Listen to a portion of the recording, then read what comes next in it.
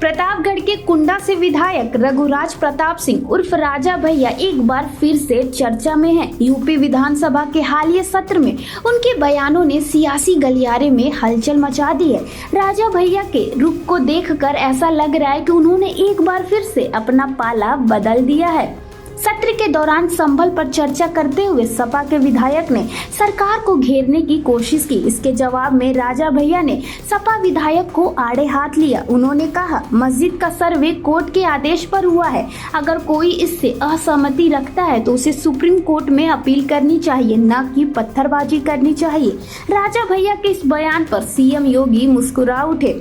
इसके बाद कुंदरकी पर विपक्ष के नेता ने टिप्पणी करते हुए कहा कि वहां बीजेपी मुस्लिम वोट बैंक के बावजूद चुनाव जीत गई क्योंकि वोट की लूट हुई थी।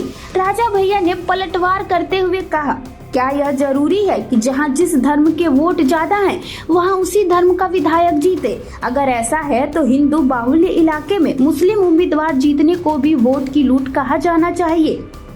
राजा भैया के इन बयानों ने साफ कर दिया कि अब वे बीजेपी के पक्ष में खड़े दिख रहे हैं और इस पर सपा के वरिष्ठ नेता माता प्रसाद पांडे ने राजा भैया को घेरते हुए तीखे तंज कसे, जिससे साफ संदेश गया कि सपा अब राजा भैया को लेकर अपने रुख में बदलाव कर रही है।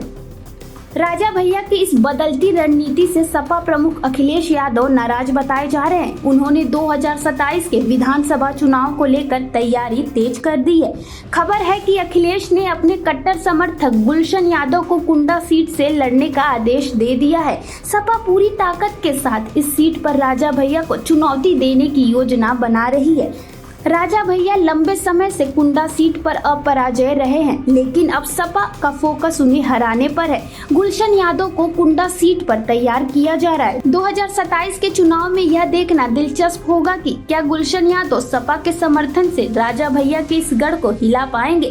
राजा भैया का यह रुख उनके पारंपरिक राजनीतिक रुझान को दर्शाता है। सदन में उन्होंने जिस तरह सीएम योगी का साथ दिया, उससे यह कयास लग रहे हैं कि वे बीजेपी की ओर झुकाव दिखा रहे हैं।